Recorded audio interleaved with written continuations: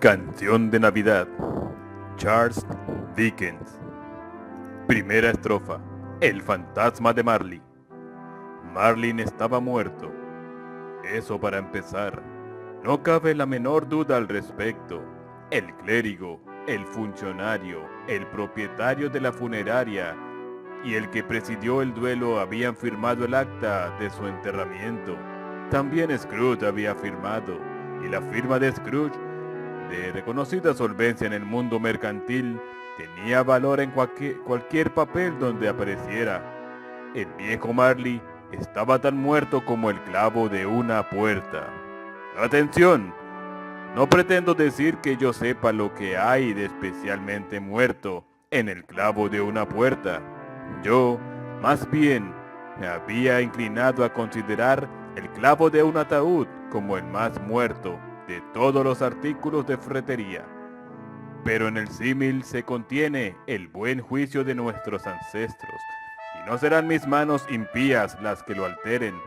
Por consiguiente, permítaseme repetir enfáticamente que Marley estaba tan muerto como el clavo de una puerta. ¿Sabía Scrooge que estaba muerto? Claro que sí. ¿Cómo no iba a saberlo? Scrooge y él habían sido socios durante no sé cuántos años. Scrooge fue su único albacea testamentario, su único administrador, su único asignatario, su único heredero residual, su único amigo y el único que llevó luto por él. Y ni siquiera Scrooge quedó terriblemente afectado por el luctuoso suceso. Siguió siendo un excelente hombre de negocios el mismísimo día del funeral, que fue solemnizado por él a precio de ganga. La mención del funeral de Marley me hace retroceder el punto en que empecé. No cabe duda de que Marley estaba muerto. Es preciso comprenderlo con toda claridad, pues de otro modo no habría nada prodigioso en la historia que voy a relatar. Si no estuviésemos completamente convencidos de que el padre de Hamlet ya había fallecido antes de levantarse el telón, no habría nada notable en sus paseos nocturnos por las murallas de su propiedad, con viento del este, como para causar asombro, en sentido literal, en la mente enfermiza de su hijo. Sería como si cualquier otro caballero de mediana edad saliese irreflexivamente tras la caída de la noche a un lugar oreado, por ejemplo, el camposanto de St. Paul. Scrooge nunca tachó el nombre del viejo Marley. Años después, allí seguía sobre la entrada del almacén, Scrooge y Marley. La firma comercial era conocida por Scrooge y Marley. Algunas personas nuevas en el negocio algunas veces llamaban a Scrooge Scrooge y otras Marley, pero él atendía por los dos nombres, le daba lo mismo. ¡Ay! Pero qué agarrado era aquel Scrooge, viejo pecador avariento que extorsionaba, tergiversaba, usurpaba, rebañaba, apresaba, duro y agudo como un pedernal al que ningún eslabón logró jamás sacar una chispa de generosidad. Era secreto, reprimido, solitario como una ostra. La frialdad que tenía dentro había congelado sus viejas facciones y afilaba su nariz puntiaguda, acartonada sus mejillas, daba rigidez a su porte, había enrojecido sus ojos, azulado sus finos labios. Esa frialdad se percibía claramente en su voz raspante. Había escarcha canosa en su cabeza, cejas y tenso mentón. Siempre llevaba consigo su gélida temperatura. Él hacía que su despacho estuviese helado en los días más calurosos del verano, y en Navidad no se deshelaba ni un grado. Poco influían en Scrooge el frío y el calor externos. Ninguna fuente de calor podría calentarle, ningún frío invernal escalofriarle. Él era más cortante que cualquier viento, más pertinaz que cualquier nevada, más insensible a las súplicas que la lluvia torrencial. Las inclemencias del tiempo no podían superarle. Las peores lluvias, nevadas, granizadas y aguanieve podrían presumir de sacarle ventaja en un aspecto. A menudo ellas se desprendían con generosidad, cosa que Scrooge nunca hacía. Jamás le paraba a nadie en la calle para decirle con alegre semblante: «Mi querido Scrooge, ¿cómo está usted? ¿Cuándo vendrá a visitarme?». Ningún mendigo le pedía limosna, ningún niño le preguntaba la hora, ningún hombre o mujer le había preguntado por una dirección, ni una sola vez en su vida. Hasta los perros de los ciegos parecían conocerle. Al verle acercarse, arrastraban precipitadamente a sus dueños hasta los portales y los patios, y después movían el rabo, como diciendo: «Es mejor no tener ojo que tener un mal de ojo, amo ciego». Pero a Scrooge, ¿qué le importaba? Eso era precisamente lo que le gustaba. Para él era una gozada abrirse camino entre los atestados senderos de la vida, advirtiendo a todo sentimiento de simpatía humana que guardase las distancias. Érase una vez, concretamente, en los días mejores del año, la víspera de Navidad, el día de Nochebuena, en que el viejo Scrooge estaba muy atareado sentado en su despacho. El tiempo era frío, desapacible y cortante, además con niebla. Se podía oír el ruido de la gente en el patio de afuera, caminando de un lado a otro con jadeos, palmeándose el pecho y pateando el suelo para entrar en calor. Los relojes de la ciudad acababan de dar las 3, pero ya casi había oscurecido.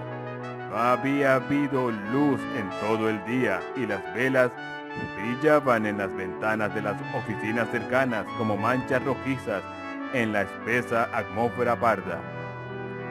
Bajó la niebla y fluyó por todas las junturas, resquicios, ojos de cerradura, y en el exterior era tan densa que, aunque el patio era de los más estrechos, las casas de enfrente no eran más que sombras, al ver cómo caía desmayadamente la sucia nube, oscureciendo todo.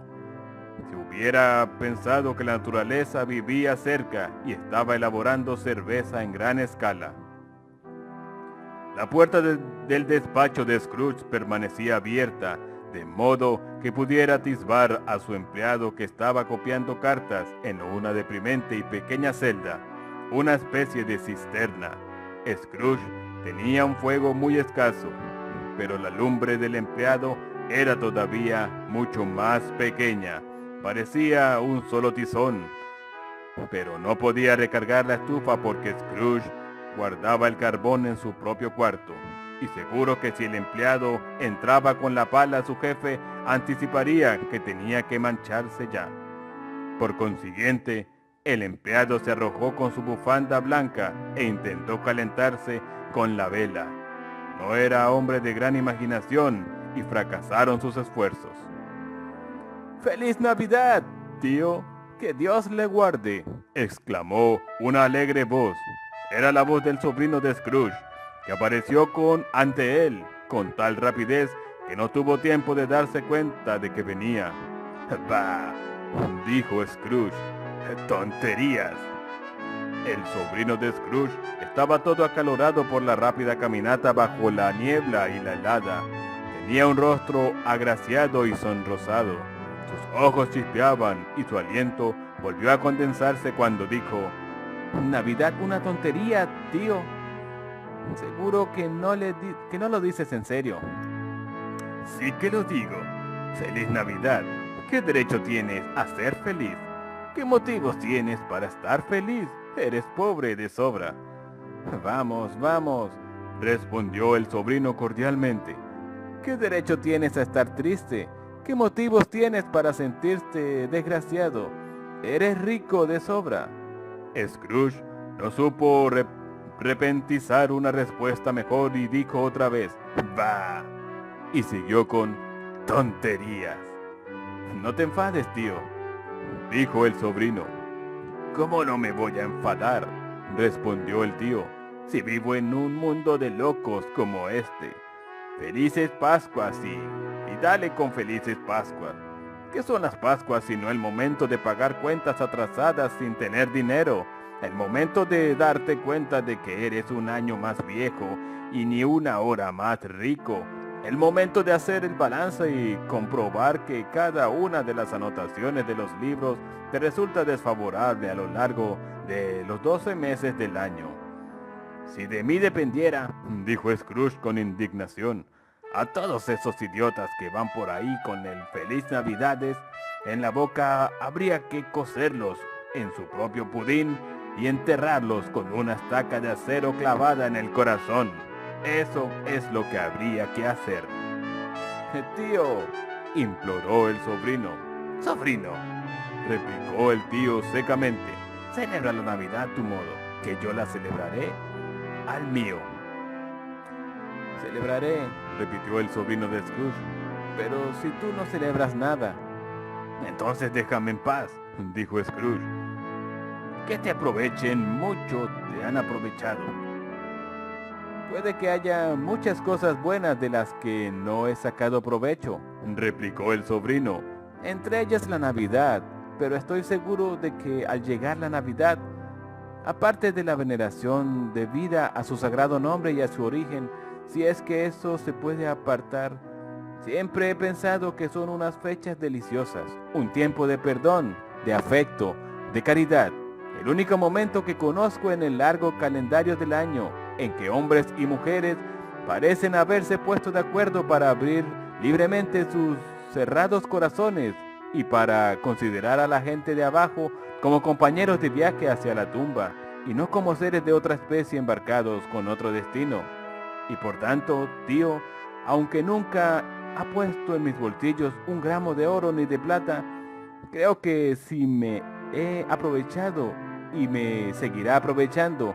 Por eso digo, bendita sea. El escribiente de la cisterna aplaudió involuntariamente. Dio cuenta en el acto de su inconveniencia. Se puso a hurgar en la lumbre y se apagó del todo el último rescoldo.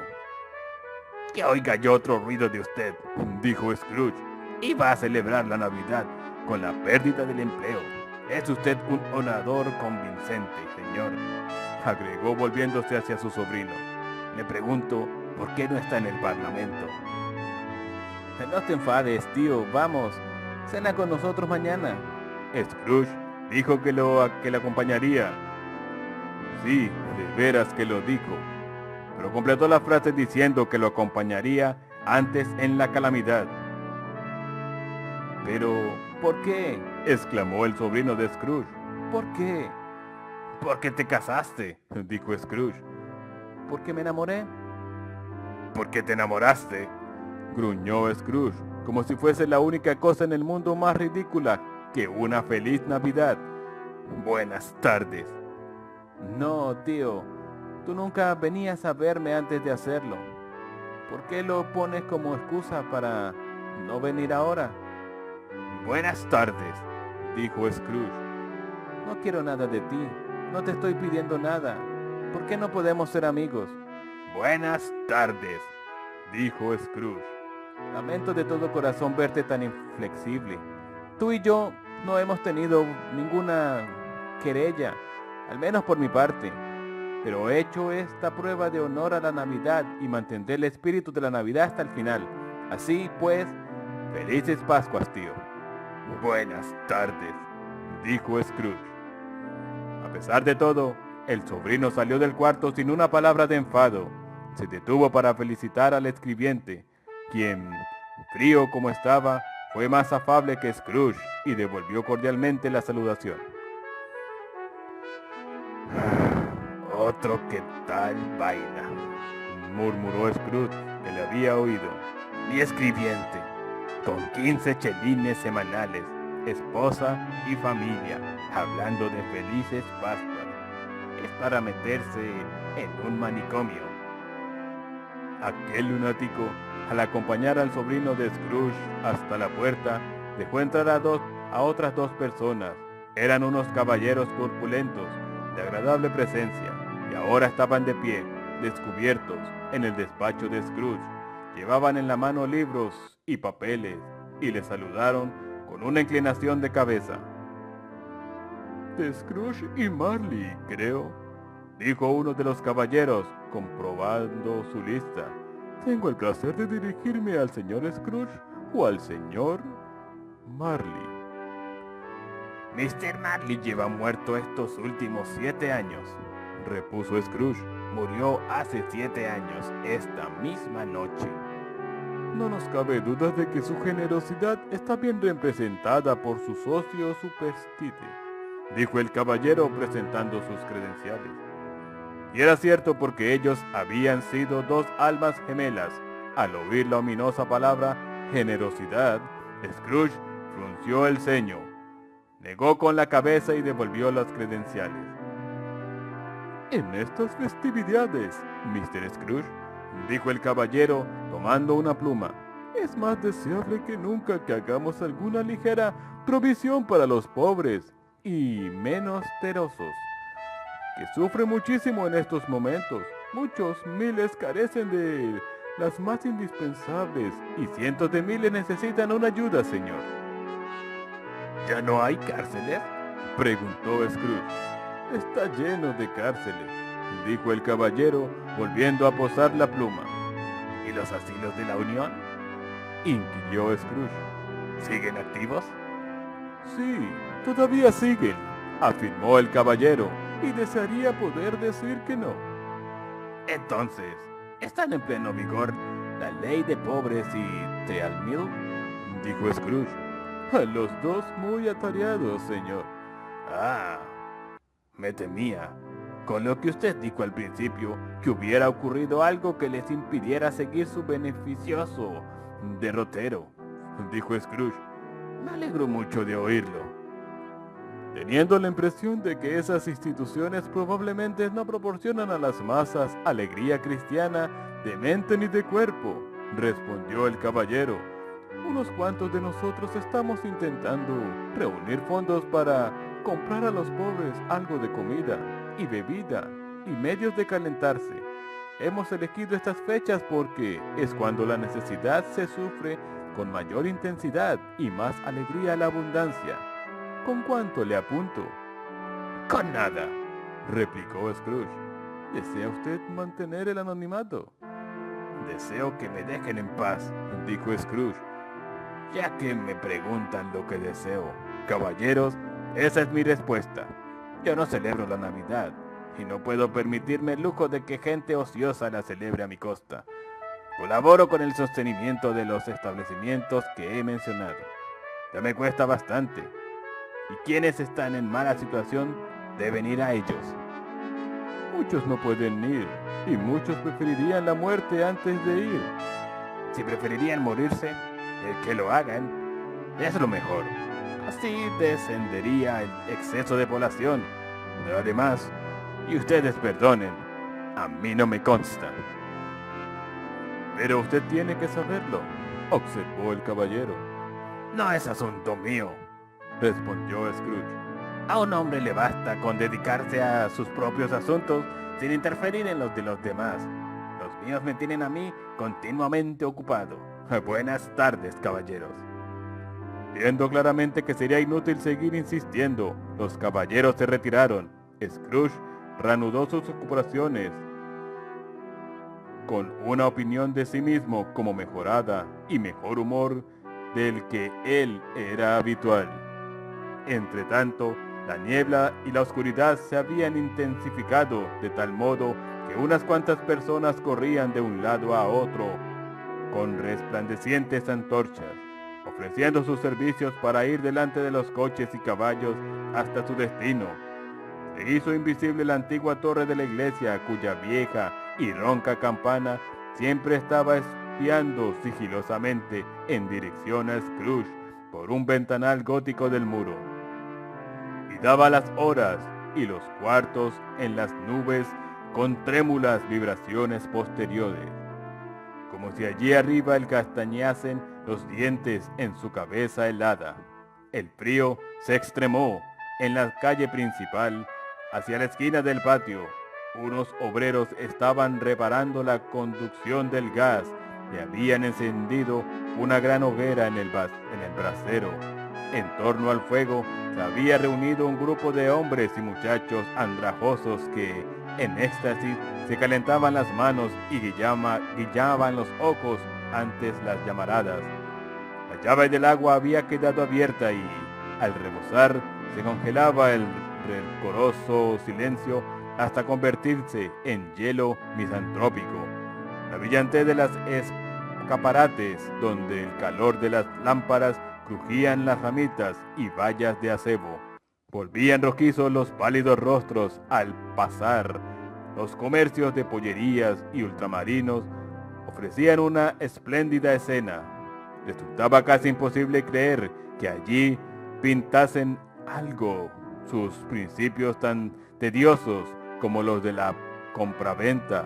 El Lord Mayor, en su baluarte de la significativa Mansion House, daba órdenes a sus 50 mayordomos y cocineros para celebrar las Navidades como correspondía a la casa de un Lord Mayor, y hasta el sastrecillo, a quien él había multado con 5 chelines el lunes pasado por andar borracho y pendenciero por las calles, estaba en su guardilla revolviendo la masa del pudín del día siguiente, mientras su flaca esposa y el bebé habían salido a comprar carne de ternera. Todavía más niebla y más frío, un frío punzante, penetrante, mordiente. Si el buen San Dunstan, en vez de utilizar sus armas habituales, hubiera pinzado la nariz del espíritu maligno con solo un toque de semejante clima, seguro que éste habría proferido los mejores propósitos. El poseedor de una joven y escasa nariz, roída y mascullada por el hambriento frío como un hueso roído por los perros, se encorvó ante el ojo de la cerradura de Scrooge para deleitarle con un villancico, pero a los primeros sones de Dios bendiga al jubiloso caballero, que nada le traiga al desaliento, Scrooge agarró la vara con tal energía que el cantor huyó despavorido, dejando el ojo de la cerradura para la niebla y para la todavía más amable escarcha. Por fin llegó la hora de cerrar el despacho. Con muy mala voluntad, Scrooge bajó de su taburete y, tácitamente, admitió el hecho ante el expectante empleado de la cisterna, que sopló la vela al instante y se puso el sombrero. «Supongo que usted querrá libre todo el día de mañana», dijo Scrooge. «Si le parece conveniente, señor». «No me parece conveniente», dijo Scrooge, «y no es razonable. Si por ello le descontara media corona, usted se sentiría maltratado. ¿Me equivoco?» El escribiente esbozó una tímida sonrisa. «Y sin embargo», dijo Scrooge, ¿no cree usted que el maltratado sea yo cuando pago un jornal sin que se trabaje? El escribiente comentó que solo se trataba de una vez al año. «Es una excusa muy pobre para saquear el bolsillo de un hombre cada 25 de diciembre», dijo Scrooge, abotonándose el abrigo hasta la barbilla.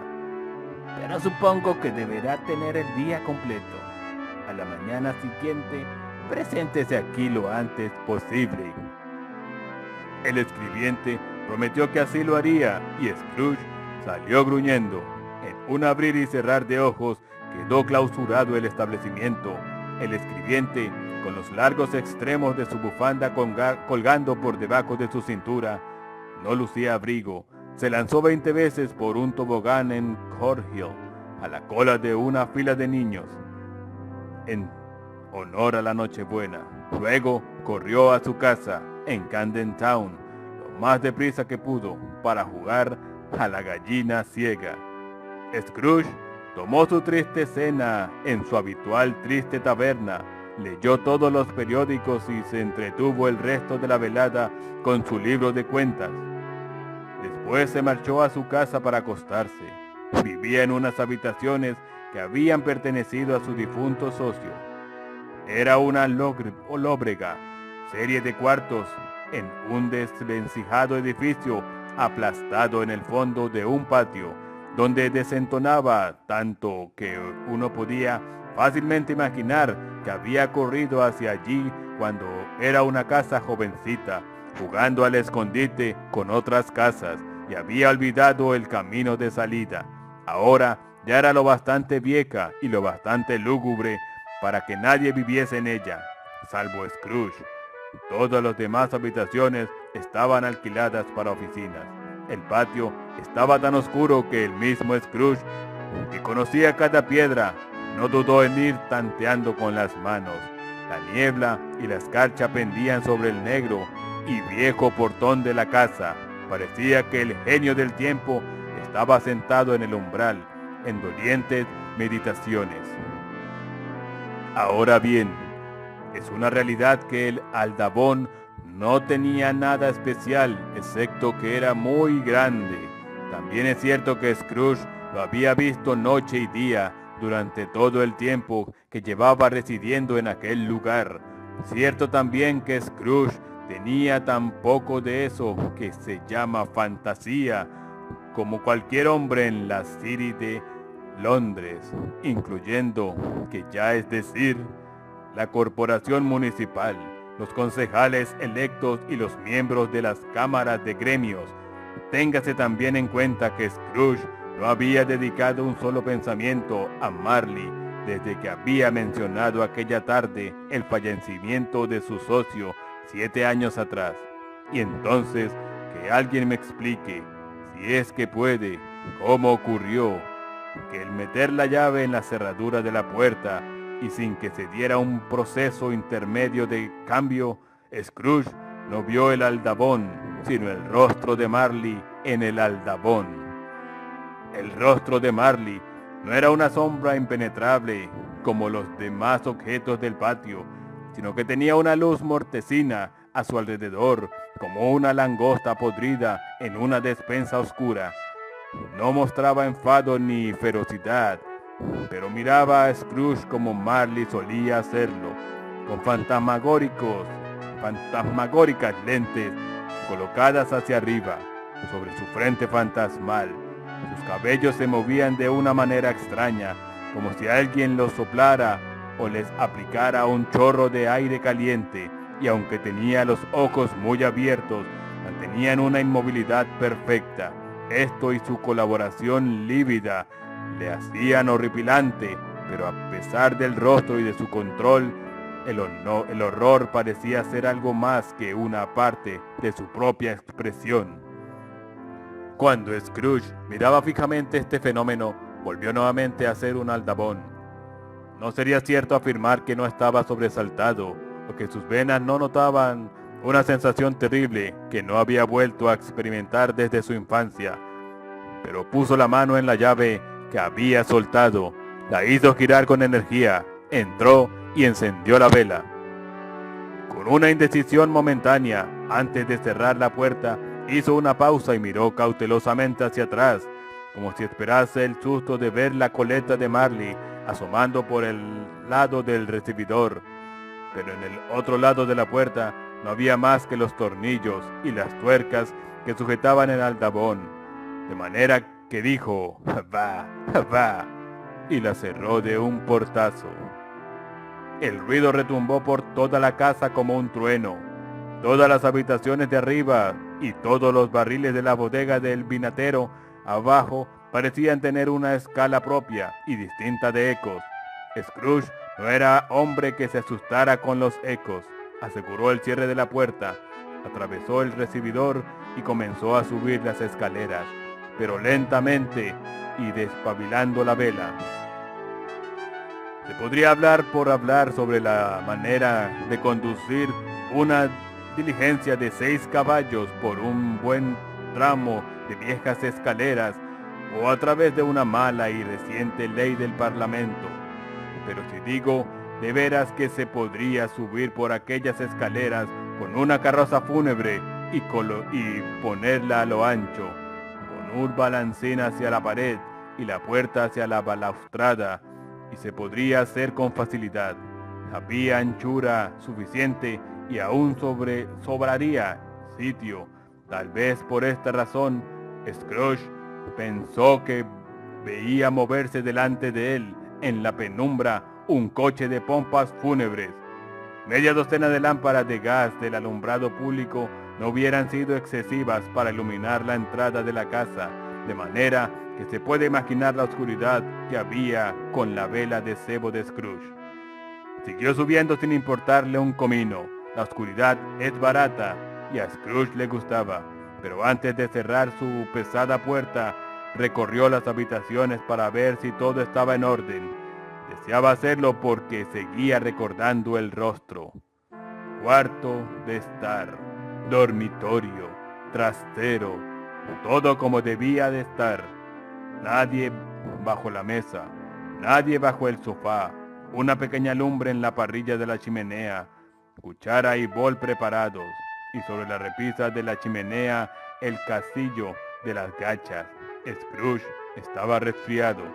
Nadie bajo la cama, nadie dentro del armario, nadie metido en su bata, que colgaba contra la pared en actitud sospechosa. El trastero, como de costumbre, el viejo guardafuegos, zapatos viejos, 2 cestas de pesca, un palanganero de 3 patas y un atizador. Bastante satisfecho, cerró su puerta y se atrancó por dentro, echando un doble cierre, cosa que no solía hacer. Así, a salvo de sorpresas, se quitó la corbata, se puso la bata y las zapatillas, el gorro de dormir y se sentó junto al fuego para tomarse las gachas. Era una lumbre muy débil para una noche tan cruda. No tuvo más remedios que arrimarse a ella como si estuviera incubando, para sacar de aquel puñadito de combustible la mínima sensación de calor. La chimenea era antigua, construida hacía mucho tiempo por algún comerciante holandés, y todo su contorno estaba alicatado con pintorescos azulejos holandeses que ilustraban las sagradas escrituras. Había Caínes y Abeles, hijas del faraón, reinas de Sabá, mensajeros angélicos descendiendo por el aire sobre nubes como colchones de plumas, Abrahanes, Baltasares, apóstoles zarpando en barcos de mantequilla, cientos de imágenes para distraer sus pensamientos. Sin embargo, aquel rostro de Marley, muerto 7 años antes, venía como el antiguo cayado del profeta y se lo tragaba todo. Si cada uno de los lisos azulejos hubiese estado en blanco y Scrooge hubiera tenido la facultad de representar en su superficie alguna figura extraída de los dispersos fragmentos de su pensamiento, en cada una de ellos habría aparecido una copia de la cabeza del viejo Marley. ¡Ja! ¡Tonterías!, dijo Scrooge, y empezó a caminar por la habitación. Dio varias vueltas y volvió a sentarse. Al apoyar la cabeza en el respaldo de la butaca, su mirada fue a posarse sobre una campanilla fuera de uso que colgaba en el cuarto y, con algún propósito ahora olvidado, comunicaba con un aposento situado en el piso más alto del edificio. Con gran sorpresa y con un miedo extraño, inexplicable, cuando la estaba mirando, vio que la campanilla comenzaba a oscilar. Al principio se balanceaba tan poco que apenas hacía ruido, pero pronto repicó fuerte y también lo hicieron todas las demás campanillas de la casa. La cosa debió durar medio minuto, tal vez 1 minuto, pero parecía 1 hora. Las campanillas se enmudecieron igual que habían sonado, a la vez. Luego siguió un ruido estridente que venía de muy bajo, como si una persona estuviese arrastrando una pesada cadena sobre los barriles de la bodega del vinatero. Entonces Scrooge recordó haber oído que en las casas embrujadas los fantasmas arrastraban cadenas. La puerta de la bodega se abrió de repente con un estruendo y Scrooge oyó aquel ruido con más claridad en los pisos de abajo. Luego, subiendo por las escaleras y, seguidamente, aproximándose directamente hacia su puerta. Siguen siendo tonterías, dijo Scrooge.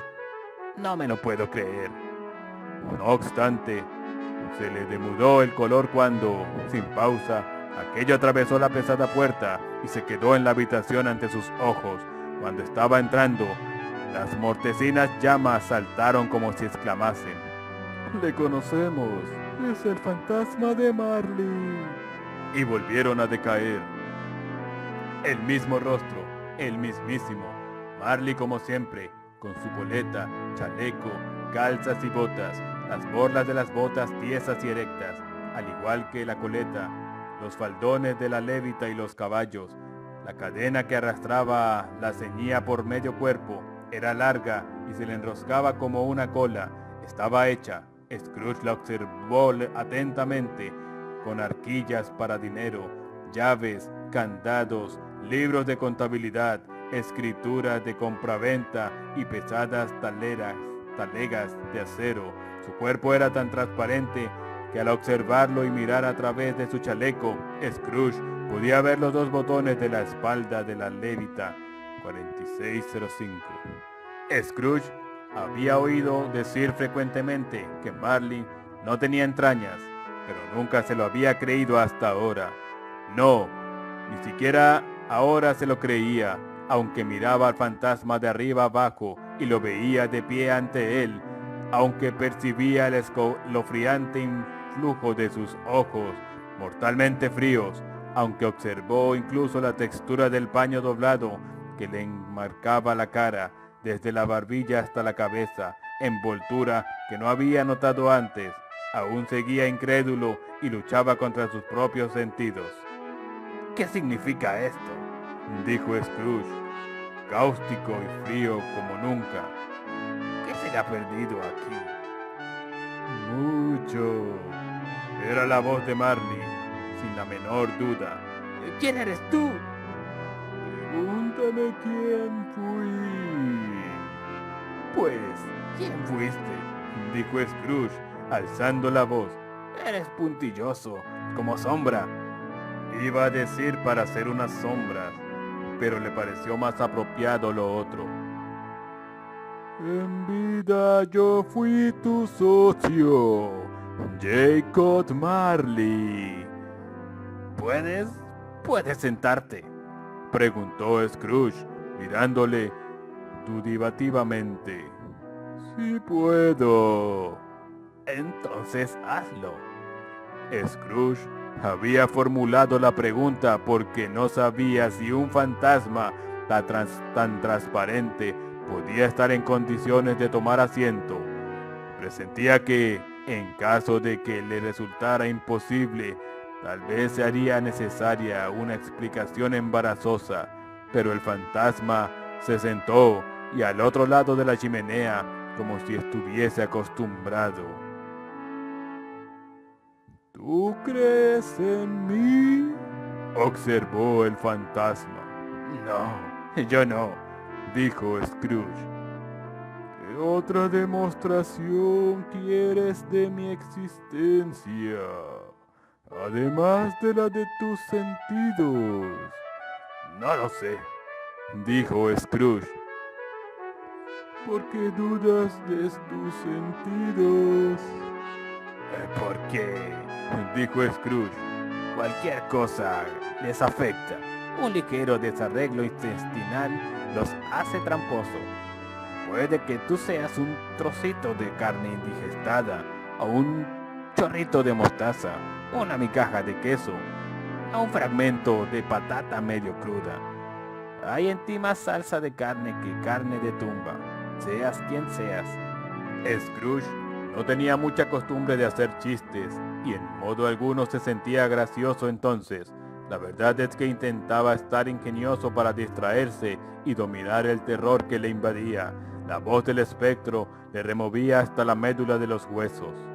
Scrooge presentía que iba a desmoronarse si seguía sentado en silencio, sin apartar la mirada de aquellos ojos inmóviles, vítreos. También había algo muy espantoso en el halo infernal que envolvía al espectro. Scrooge no podía verlo, pero se notaba claramente, pues aunque el fantasma estaba sentado en perfecta inmovilidad, su cabello, faldones y borlas seguían agitándose como por el vapor caliente de un horno. «Pese ese palillo de dientes», dijo Scrooge, volviéndose con rapidez a la carga por el motivo ya señalado y deseando apartar de sí, aunque fuera por tan solo un segundo, la petrificada mirada de la aparición. «Lo veo», replicó el fantasma. «No lo estás mirando», dijo Scrooge. «Pero lo veo», dijo el fantasma. «De todos modos». «Bueno», prosiguió Scrooge, «solo tengo que tragármelo y el resto de mis días me veré perseguido por una legión de diablos, todos de mi propia creación. Tonterías, eso es lo que te digo, tonterías». En ese momento, el espíritu lanzó un espeluznante quejido y sacudió la cadena con un ruido tan lúgubre y aterrador que Scrooge tuvo que agarrarse a los brazos del sillón para no caer desvanecido. Pero el espanto fue todavía mayor cuando, al quitar el fantasma la venda de que enmarcaba su rostro, como si dentro de la casa le sofocara el calor, se le desmoronó la mandíbula inferior sobre el pecho. Scrooge cayó de rodillas y, con manos entrelazadas, imploró ante él. «Piedad», exclamó, «horrenda aparición, ¿por qué me atormentas?» «Materialista», replicó el fantasma, «¿crees o no crees en mí?» Sí, dijo Scrooge, «por fuerza, pero ¿por qué los espíritus deambulan por la tierra y por qué tienen que aparecerse a mí?» «Está ordenado para cada uno de los hombres que el espíritu que habita en él se acerque a sus congéneres humanos y se mueva con ellos a lo largo y ancho. Y si ese espíritu no lo hace en vida, será condenado a hacerlo tras la muerte. Quedará sentenciado a vagar por el mundo. ¡Ay de mí! Y ser testigo de situaciones en las que ahora no puedo participar, aunque en vida debió haberlo hecho para procurar felicidad». El espectro volvió a lanzar otro alarido, sacudió la cadena y retorció con desesperación sus manos espectrales. «¿Estás encadenado?», dijo Scrooge tembloroso. «Cuéntame por qué». «Arrastro la cadena que en vida me forjé», repuso el fantasma. «Yo la hice, eslabón a eslabón, yarda a yarda, por mi propia voluntad me la ceñí y por mi propia voluntad la llevo. ¿Te resulta extraño el modelo?» Scrooge cada vez temblaba más. «Oh, ya conoces», prosiguió el fantasma, «el peso y la longitud de la apretada espiral que tú mismo arrastras. Hace 7 navidades ya era tan pesada y tan larga como esta. Desde entonces has trabajado en ella aún más. Tienes una cadena impresionante». Scrooge miró de reojo a su alrededor como si esperase encontrarse rodeado por 50 o 60 brazas de cadena, pero no vio nada. «Jacob», dijo implorante, «querido Jacob Marley, cuéntame más, dime algo tranquilizador, Jacob». «No puedo», contestó el fantasma. «Eso tiene que venir de otras regiones, Ebenezer Scrooge, y son otros ministros quienes lo aplican a otra clase de personas. Tampoco puedo decirte todo lo que quisiera. Solo un poquito más me está permitido. Yo no tengo reposo, no puedo quedarme en ninguna parte, no puedo demorarme. Mi espíritu nunca salió de nuestra contaduría. Óyeme bien, en vida mi espíritu jamás se aventuró más allá de los mezquinos límites de nuestro tugurio de cambistas, y ahora me esperan jornadas agotadoras. Siempre que se ponía meditabundo, Scrooge tenía la costumbre de meter las manos en los bolsillos de los pantalones. Así lo hizo ahora, pero sin alzar la mirada y sin ponerse en pie, mientras ponderaba las palabras del fantasma. Has debido estar un poco torpe, Jacob, comentó Scrooge con tono de negociante profesional, aunque con humildad y deferencia. Torpe, repitió el fantasma. 7 años muertos, musitó Scrooge. Y viajando todo el tiempo. Todo el tiempo, dijo el fantasma, sin descanso, sin paz, con la incesante tortura de los remordimientos. ¿Viajabas rápido?, dijo Scrooge. En las alas del viento, contestó el fantasma. No has debido pasar por encima de muchos terrenos en 7 años, dijo Scrooge. Al oír esto, el fantasma dio otro alarido y restalló la cadena en el silencio de muerte de la noche, con tal estrépito que la patrulla nocturna habría tenido la razón si lo hubiera denunciado por escándalo público.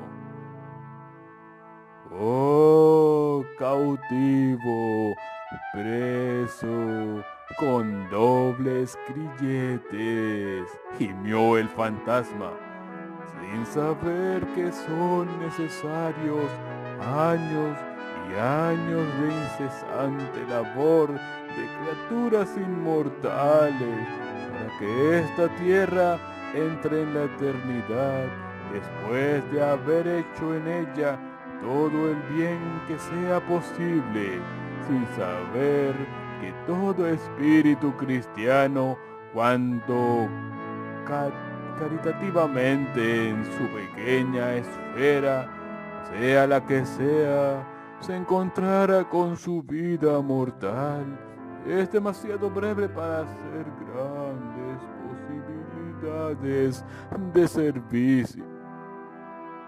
servicio, sin saber que ninguna clase de arrepentimiento podrá enmendar la oportunidad perdida en vida.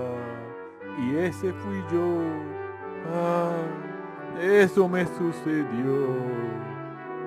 Pero tú siempre fuiste un buen hombre de negocios, Jacob, balbuceó Scrooge, que ahora empezaba a aplicarse el cuento. ¿Negocios?, exclamó el fantasma entrelazando otra vez las manos. El género humano era asunto mío. El bienestar general era negocio mío. La caridad, compasión, paciencia y benevolencia eran todas de mi incumbencia. Mis relaciones comerciales no eran más que una gota de agua en el anchuroso océano de mis asuntos. Levantó la cadena con el brazo extendida, como si ella fuera la causa de su irreparable dolor, y la tiró con violencia contra el suelo.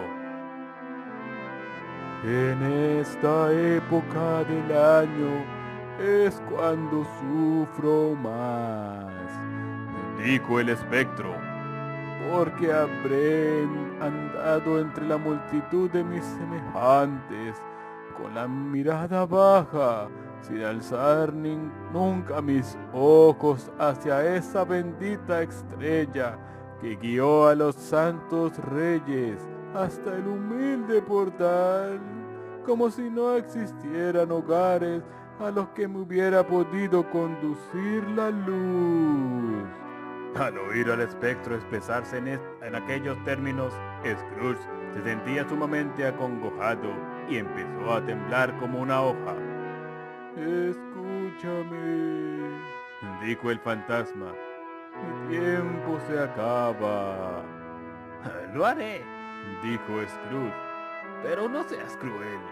No te pongas poético, Jacob. Te lo suplico.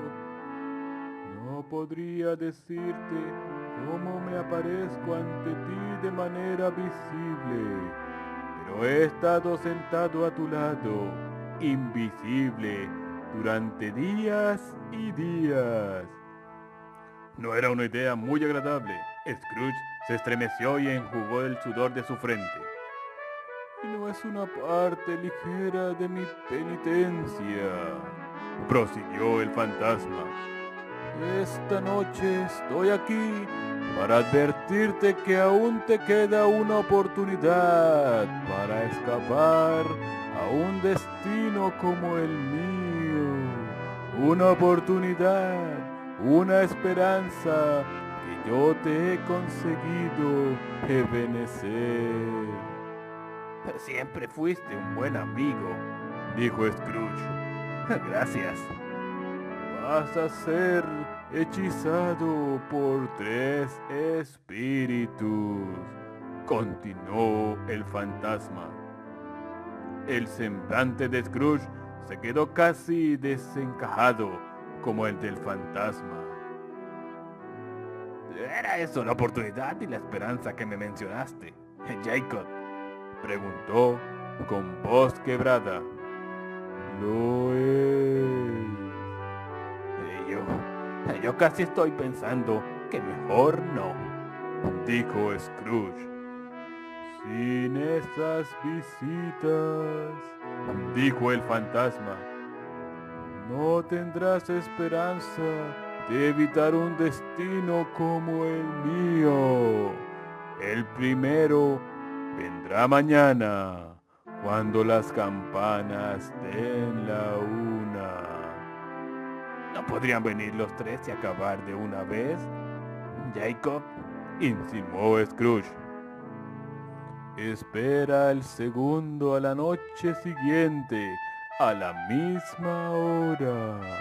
El tercero a la siguiente noche, cuando se extinga la vibración de la última campanada de las 12. No volverás a verme y, por la cuenta que te trae, recuerda todo lo que ha sucedido entre nosotros. Tras pronunciar esas palabras, el espectro recogió el pañuelo de encima de la mesa y se lo volvió a enrollar bajo la mandíbula, tal como lo tenía antes. Scrooge supo que así lo había hecho por el sonido de los dientes al chocar cuando el vendaje volvió a juntar las mandíbulas. Se atrevió a levantar la mirada otra vez y se encontró con el visitante sobrenatural encarándole en actitud erguida, con la cadena enroscada al brazo. La aparición se alejó retrocediendo, y a cada paso que daba la ventana se iba abriendo poco a poco, de manera que al llegar al espectro estaba abierta de par en par. Le hizo señas a Scrooge para que se aproximase, y éste así lo hizo. Cuando estaba a 2 pasos de distancia, el fantasma de Marley levantó la mano para advertirle que no siguiera acercándose. Scrooge se detuvo más por miedo y sorpresa que por obediencia.